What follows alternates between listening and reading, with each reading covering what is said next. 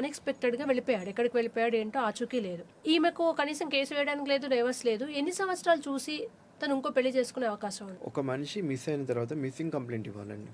ఆచూకీ తెలియకపోతే missing complaint ఇచ్చి ఆ తర్వాత 7 years కనుక తను దొరకకపోతే ఆ తర్వాత వేరే మ్యారేజ్ చేసుకునే రైట్స్ ఈమెకు ఉంటాయి. 7 years అయితే చూడొచ్చు. ఆ తర్వాత ఇంకా భర్త వచ్చి హక్కు అడిగినా కూడా తను చేసుకోవడంలో తప్పులేదు. అండ్ ఇక్కడ కాకపోతే మిస్ అయినట్లుగా మిస్సింగ్ కంప్లైంట్ ఇచ్చి ఉండాలి. ఇక్కడ భార్య భర్తలు ఇద్దరు ఒకే ఏరియాలో ఉన్నారు అనుకుందాం, అంటే ఒకే చోట. తెలుసు భార్య ఎక్కడ ఉందో భర్తకు తెలుసు, కానీ విడాకుల కేసు పెట్టుకోలేదు. ఎట్ ది సేమ్ టైం కలిసి లేరు. చూద్దాంలే అని ఆమె ఎక్కడ ఉంది, ఇతను ఎక్కడ ఉన్నారో ఒక 5-6 years 7 years అసలు టచ్ లో లేరు. అటువంటిప్పుడు ఎటువంటి హక్కులు ఉంటాయి? ఇద్దరు టచ్ లో లేకపోతే ఇంకేముంది, తనకి భార్య కావాలని తనకి కావాలనిపిస్తే ఆర్సీఆర్ వేసుకోవచ్చు, వద్దనుకుంటే డైవర్స్ వేసుకోవచ్చు. అంటే ఇక్కడ ఇటువంటి లిమిటేషన్ ఉన్నాయంటే 7 years నుంచి మేము ఇంతవరకు ఒకే దగ్గర ఉన్నాం, ఒకే ఊర్లో, కానీ మేము కలుసుకోలేదు, చూసుకోలేదు, మాట్లాడుకోలేదు, సో నేను ఇంకో పెళ్లి చేసుకోవచ్చు అని అటు భర్త అయినా భార్య అయినా పెట్టుకోవచ్చు అప్లికేషన్? లేదండి, భర్త ఎక్కడ ఉన్నాడో తెలియకపోతే మాత్రమే ఇది వర్తిస్తుంది.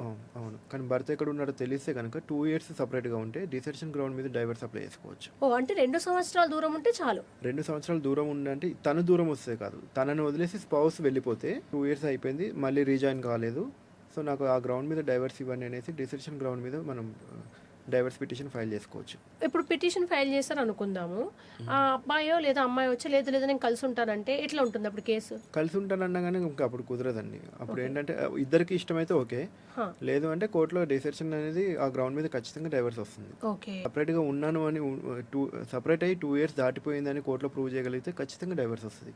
క్రూయాలిటీ కేసులు అయినా మనం ప్రూవ్ చేసుకోవాలంటే కొంచెం కష్టం, కానీ ఈ డిసెషన్ గ్రౌండ్ మీద అయితే ఈజీగా వచ్చేసింది డైవర్స్. ఇప్పుడు రేర్ గా అక్కడ చూస్తున్న న్యూస్ ఏంటంటే ఇద్దరికి డైవర్స్ అయిపోయింది, కొన్ని ఇయర్స్ తర్వాత మళ్ళీ వాళ్ళిద్దరు ఏదో సందర్భంలో కలుసుకుని మళ్ళీ ప్యాచ్ అప్ అయిపోయి కలిసి ఉంటున్నారు అనుకున్నాం. ఈ మధ్య చాలా చూస్తున్నాం. అట్లాంటి వాళ్ళ పరిస్థితి ఏంటంటే సొసైటీలో ఏమో వాళ్ళకి విడాకులు అయ్యి ఉంటుంది, పర్సనల్ గా వాళ్ళు కలిసి ఉంటారు. వాళ్ళు ఏం చేస్తే కరెక్ట్ అంటారు అసలు లీగల్ గా ఏముంటుందండి, ఇంకా దానికి ఏముంటుంది, డైవర్స్ అయిపోయింది, డైవర్స్ వచ్చేసింది, 1 month అపీల్ టైం ఉంటుంది, అపీల్కి కూడా వెళ్ళలేదు, సో మ్యూచువల్ డైవర్స్ కూడా తీసుకున్నట్టే ఇంకా డైవర్స్ అయిపోయినట్లే. మళ్ళీ వాళ్ళు కలిసిన తర్వాత వెళ్ళి ఈ డైవర్స్ క్యాన్సిల్ చేయండి అని అప్లై చేసుకోవచ్చు. ఇప్పుడు వాళ్ళు అప్లై చేసుకోలేదు, మనకు మ్యూచువల్ అండర్స్టాండింగ్ ఉంది కదా, డైవర్స్ కాపీ అలాగే ఉండనివని వీళ్ళు కలిసి ఉంటున్నారు అనుకోండి, ఫ్యూచర్ లో మళ్ళీ ప్రాబ్లం వస్తే ఆ పాత డైవర్స్ ఉంటుంది.